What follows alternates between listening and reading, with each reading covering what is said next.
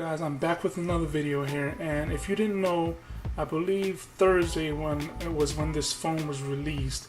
This is T-Mobile's branded Android phone called the T-Mobile Revvl, and I decided to go ahead and pick it up. Now, word of warning, it says $125, but that's with a plan. Without a plan, you're paying around $150+. So let's go ahead and check out the box. It's your typical T-Mobile branded box. Not too bad, not too ugly anyway, but let's take a look at the back. It has a 5.5 HD IPS display, 13 megapixel camera with flash, 3000 milliamp battery, fingerprint scanner, which is a plus, 5 megapixel wide camera in the front, and Android Nougat. So that's a pretty good deal, especially if you're going to get it for $125 with a plan. So just go ahead and open this. So we're going to go ahead and open this.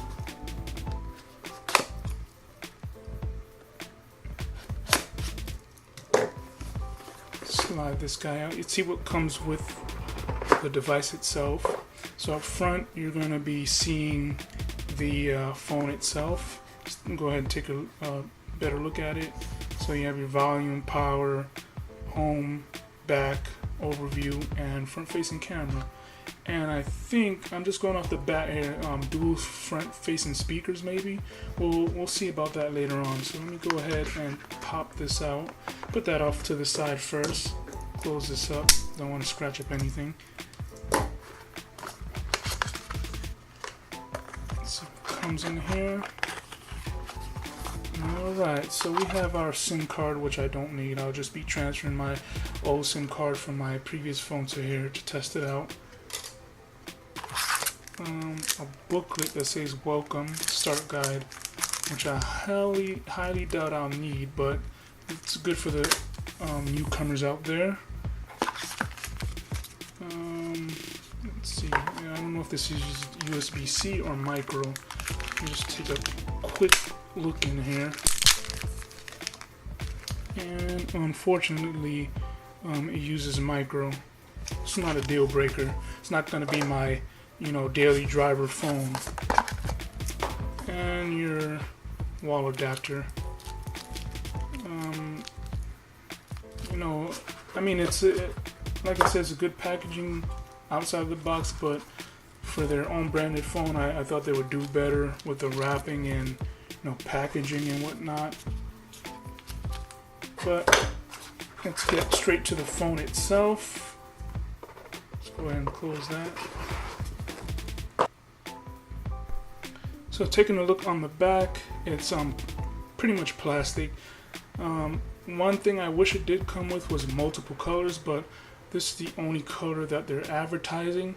As you can see, the 13 megapixel on the back, the LED flash, your fingerprint sensor, T-Mobile branding down there. What else we have up top? We have the 3.5 millimeter headphone jack, microphone up there, another microphone at the bottom, your micro USB charging, and of course it gives you the detail, the volume rocker, and the power. So just kind of like the HTC U11, it has this rigid feel to the power, which is pretty good because it makes it stand out and you know that it is the power button.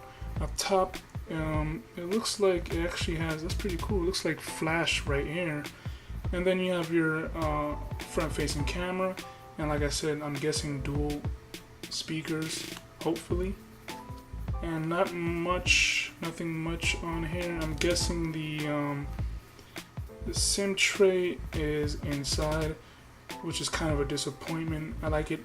I like my SIM trays to be accessible on the outside, easy to access. We're in 2017, but it is a budget phone, so I guess I might let that slide. So I'm gonna see how this phone looks powered on. Let me go ahead and peel this off here. And let's go ahead and power this up. If there's power, hopefully. And there was a slight vibration. Hopefully it doesn't take too long to boot up.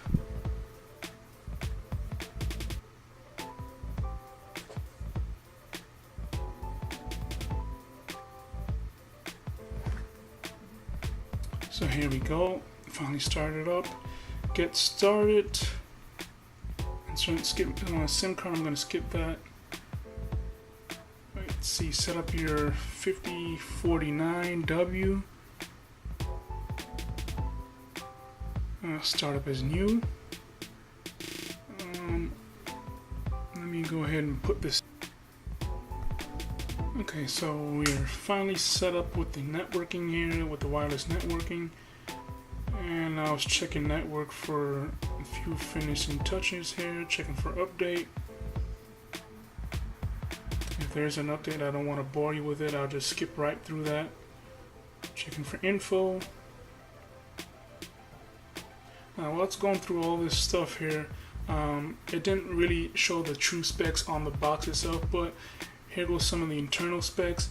It has 2 gigabytes of RAM, which is alright, 32 gigabytes of memory, of storage I mean, and it's a quad-core ARMS Cortex. And how many gigahertz is it at?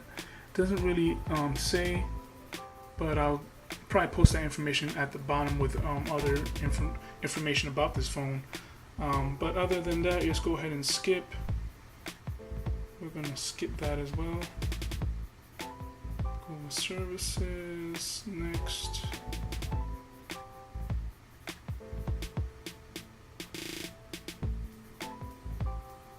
Okay.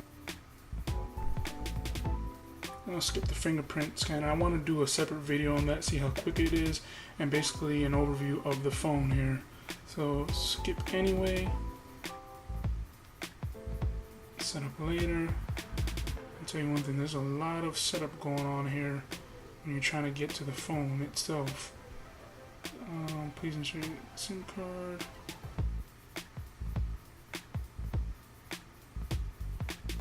Okay, so we're finally into the phone. Let's see, wallpaper widget settings, got it.